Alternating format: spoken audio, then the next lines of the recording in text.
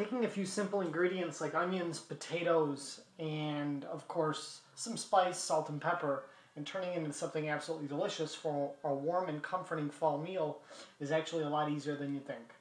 Take a minute, watch my video, and enjoy my roasted poblano potato soup. And before we move over to the stove, I have my diced potatoes, shredded carrot. I like the shredded carrot because that way it actually breaks down. Carrot I add for the nutritional value. I really don't like the color, so let's let that break down. Classic Mirepoix ingredient, celery. We have onion. In this case, I'm using the bottom of the spring onions. These are Mexican spring onions, so they have large bottoms. We have one poblano pepper, diced, as well as our reserved green onions for the top. And let's go over to the stove. Now, as you can see, I actually have two different pans to get this started. In my actual soup pot, I have some lardons of bacon cooking. Basically, I freeze my bacon and I cut it into strips. And what I'm going to do is saute this till it's crisp, remove the actual bacon, and leave the bacon fat in there to start off the flavor profile of my soup. In my second pan, and I'm going to turn my heat on here, is actually my Mirepoix. And to that I'm going to add, actually it's already in the bottom, some olive oil. And we'll get that started cooking and we'll be right back. Wish you could smell these wonderful aromas coming from my Mirepoix, vegetables, my bacon, which is almost halfway cooked. And we'll be right back when this is done. Okay, I'm just about to get ready to assemble the rest of my potato soup for cooking. We've cooked the bacon, reserved it. That's going to be our garnish. You can see over here our roasted veg, the Mirepoix, the poblano, the carrot, the celery, the spring onion, and of course then the final ingredient, which is the potatoes. I'm going to add those into the pot, which actually has a couple tablespoons of our bacon fat. I like that flavor. I don't eat a lot of meat, but I do like bacon. It's more of a condiment. Forgive my hands, they are sparkling clean.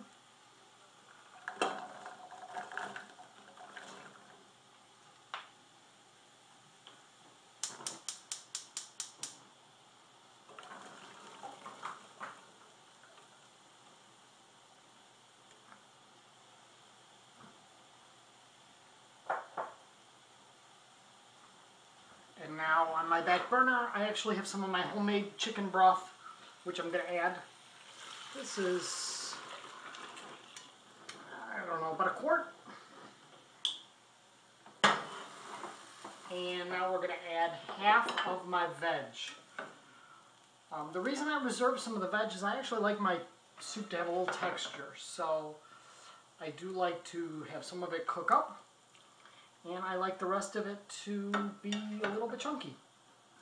We're going to cook that for about 20 minutes and we'll be back.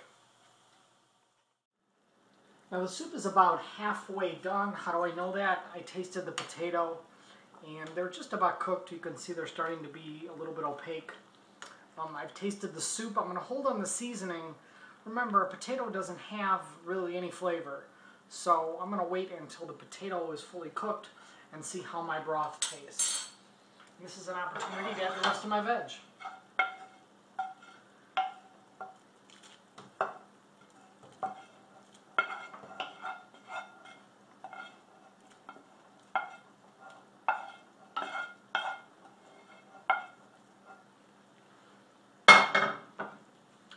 And again, this is going to give us some texture. I don't really like everything cooked down. I do like the color that the cooked carrot gives, the rich color of the soup, and also the poblano. But I like texture, so that's why I put half the veg in now. And we'll continue to cook.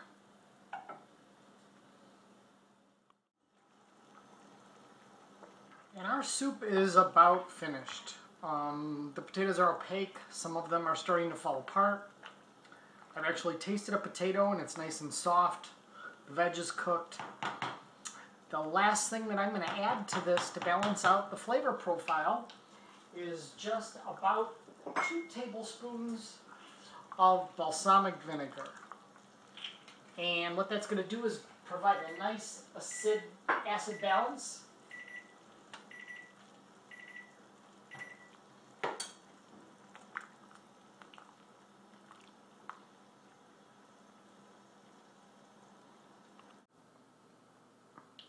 And a perfect garnish is just a little dollop of sour cream or Mexican crema, some cheddar cheese, and some spring onions, and you have a fantastic meal.